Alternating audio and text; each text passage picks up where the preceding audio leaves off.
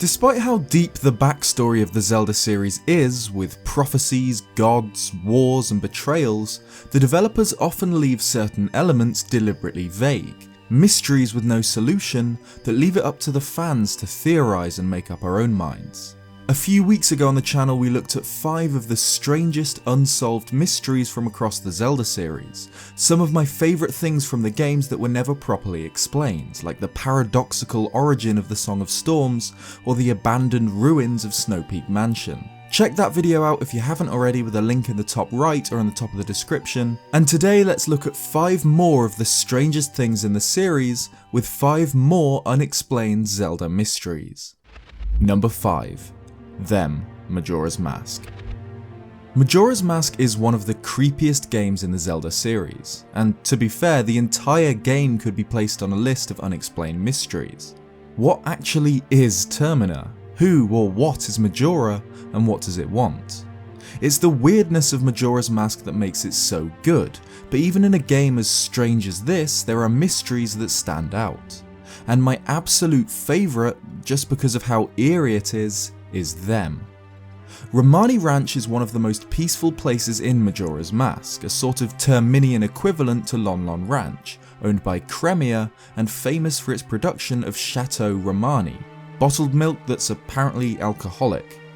Cremia and her younger sister Romani inherited the ranch after their father passed away before the events of the game, and Cremia is forced to act as a parental figure for the young girl. Cremia is an interesting character, but far more eerie is Romani's cycle on the first day. She can be found practicing with her bow.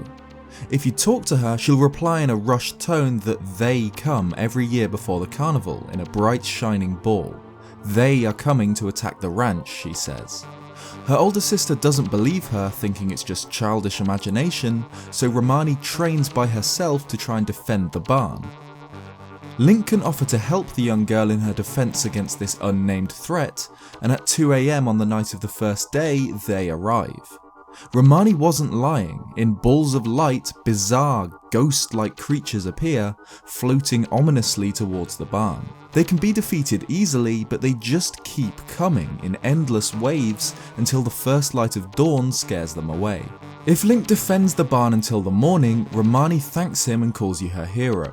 But if Link fails, or if you never accept this side quest on the first day, Romani suffers a different fate. Without the help of the Hero of Time, if the girl attempts to defend the ranch by herself, she'll be abducted by them, along with the cows. She's returned on the second day but is confused and lost, with all memory of the attack wiped from her mind. They are one of my favourite Zelda enemies just because there's no explanation for them. They come at night, eerily floating towards the barn. They actually resemble aliens in many regards, appearing inexplicably from balls of light, aiming to abduct cows and wiping the memory of Romani. Their design too is incredibly similar to the Flatwoods monster, a famous cryptid and alien sighting which also features 2 giant glowing eyes and a strange cape-like hood. I doubt we'll ever get an explanation for what they were in Majora's Mask, and to be honest, I don't know if I want one. These monsters are some of the scariest in the Zelda series because they're completely unexplained. If we found out they were creations of Majora or a race of ghosts who eat cows, they'd be a lot less scary. The invaders in the dark are a mystery that only Romani, and now Link, are aware of, with the farm girl even drawing up plans of defense in her bedroom, determined to protect her home against the phantom assailants. It's been close to 20 years since Majora's Mask released, and we're still no closer to understanding who or what they were. Number 4. The Castletown Carvings Twilight Princess. Twilight Princess HD is one of the more faithful Zelda remakes, keeping pretty much everything from the original the same, and adding some new features like amiibo support and an optional mini-dungeon. But obviously the biggest thing the HD remake brought to the GameCube and Wii title was the graphical update. Nearly every texture in the game was remade and upscaled for HD, including textures that previously were so low resolution that they were impossible to read. In the first video in this series I covered an updated new texture on Twilight Princess HD Ganondorf's armour showing a gold carving which doesn't make sense, and this time we're looking at a different but equally confusing updated texture. Really old school subscribers of my channel will recognise this as I covered it all the way back in 2016, but in the HD remake this stone carving found in Castletown was remade. In the original it's nothing more than a blurry mess that looks a bit like stonework, but in the HD remake we get something else entirely, this. The updated carving is one of the strangest things in the series. We can see in the first panel what seems to be Darunia, chieftain of the Gorons and the Sage of Fire in Ocarina of Time, next to the Triforce, along with Child Link, a man and a woman. The next panel has the same Child Link, though this time things get weird, a woman holding what looks like an urn, and two birdmen who could be the Rito. And in the third, things are even weirder. There's Link with the man from the first panel, an Ocar, the sky people who appear in Twilight Princess, and a Zora with what looks like a shrimp impaled on a spear. What? What this carving means is never explained in game, though the fact that it's found near the main entrance to Hyrule Castle means that it has to be important to the Hylian culture during Twilight Princess.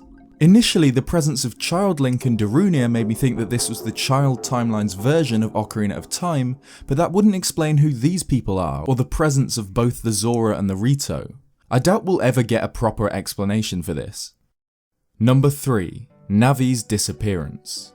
For the first few peaceful years of his childhood, the hero of time lived in the enchanted Kokiri forest as the boy without a fairy. While the other forest children each had a companion sprite to call their own, Link found himself alone, until the fateful day on which the Great Deku Tree chose to entrust Navi with the protection and guidance of the destined youth.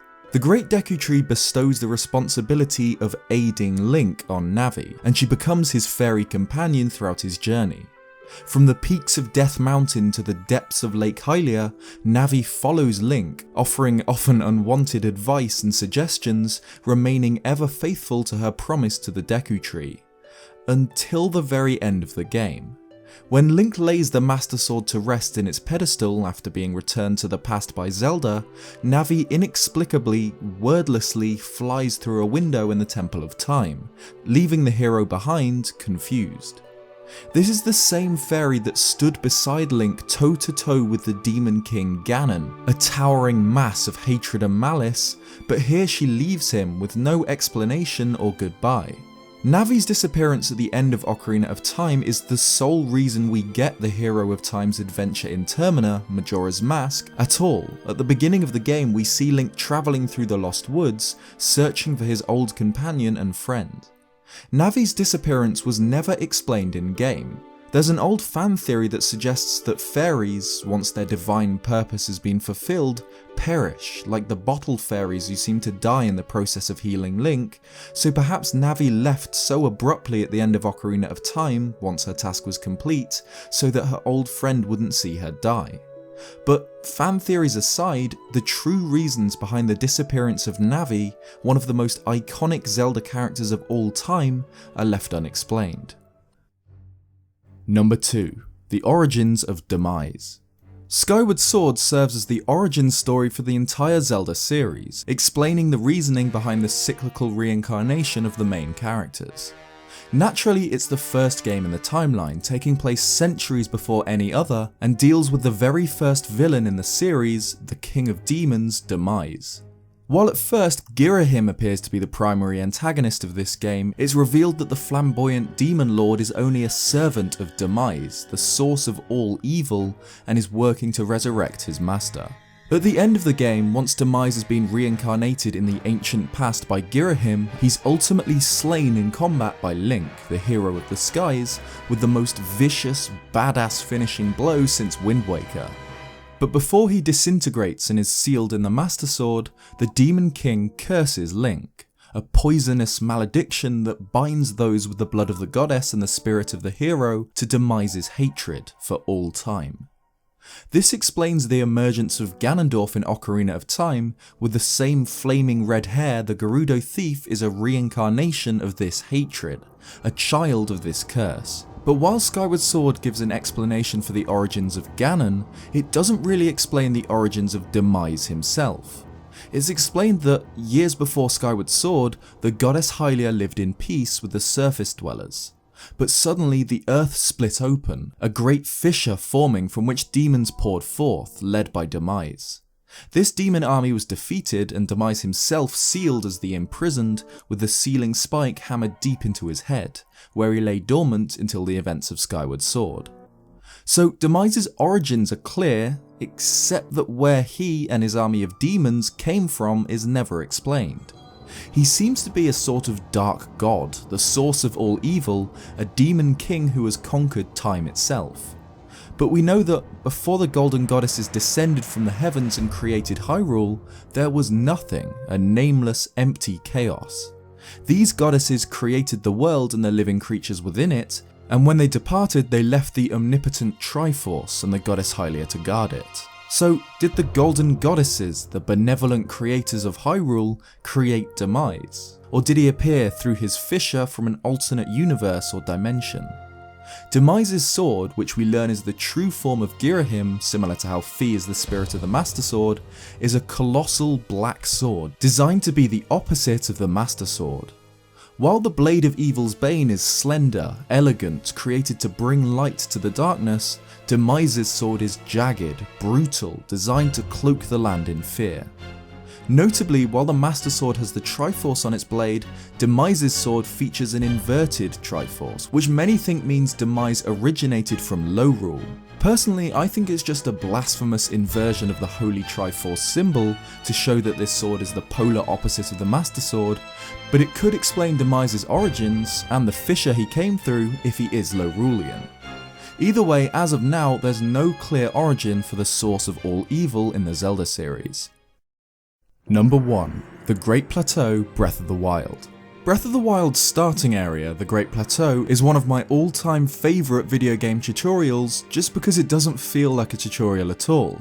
As soon as you leave the Shrine of Resurrection, you're free to explore an area larger than the entire map of Ocarina of Time, which is conveniently designed to teach you the game's main mechanics and reward curiosity. The plateau cuts you off from the rest of the world until you get the paraglider. It's raised 100 feet or so above the mainland. But the plateau itself is one of the most interesting locations in the game, featuring the iconic Temple of Time as well as ruins surrounding it. It's these ruins that give the plateau a spot on this mysteries list. They're one of the most confusing things in the series. The Temple of Time itself was supposedly constructed by the sage Rauru over the ruins of the original sealed temple from Skyward Sword, and was therefore built on the birthplace of the Kingdom of Hyrule, where the first Princess Zelda and the Hero of the Skies founded the kingdom after the defeat of DEMISE. The Temple of Time's most famous appearance was in Ocarina of Time, found tucked away in Castletown, where Link finds the Master Sword after collecting all 3 spiritual stones, and is sealed away for 7 years. But here we have the Temple of Time on the Great Plateau, with no signs of Castletown surrounding it. Except, if we look closely, the ruins surrounding the Great Plateau's Temple of Time closely resemble the iconic market town from Ocarina of Time. The central fountain is found in front of the temple, and so's the pathway leading to the main gate of the town, which we can see from Hyrule Field seems to form the front of the plateau. Not only this, but the path out of the town towards Hyrule Castle, including the guard gatehouse, can be seen near this bokoblin skull, leading up to ruins on the hill where Hyrule Castle would have been. The ruins here match up so well to Hyrule Castletown from Ocarina of Time that it has to be intentional. The fountain, the main gate, the guardhouse and Hyrule Castle ruins on the hill show that this was clearly designed to be the ruins of the famous market town, but the more we think about it, the less it makes sense. Why would the ruins of Castletown be found on the plateau towards the south of Hyrule Field rather than the north like in Ocarina of Time? It's also facing entirely the wrong direction, with the main gate facing Death Mountain rather than away from it. There's a great theory by Nintendo Black Crisis, link in description, suggesting that the plateau originally was found in the north of the map, where it would have been in Ocarina of Time, but was swapped with the Korok Forest sometime before the game. There's a decent amount of evidence for it, and it makes sense, but it doesn't explain the mystery. Why are Castletown's ruins found here? Why would these two landmasses swap for seemingly no reason? Is one of the strangest mysteries in the Zelda series, because clearly so much work went into designing the plateau to resemble the ruins of Castletown, but there's no explanation why they're found here. Perhaps if we ever see a prequel to Breath of the Wild, we'll learn the truth behind the game's mysteries, but for now they remain unexplained. Thanks for watching this video. If you haven't checked out the first one yet, check it out with the card in the top right or the link in the description below. If you like this video, consider leaving a like, it really helps the channel out, or subscribe if you haven't already for more Zelda content. Cheers guys, and I'll see you next time.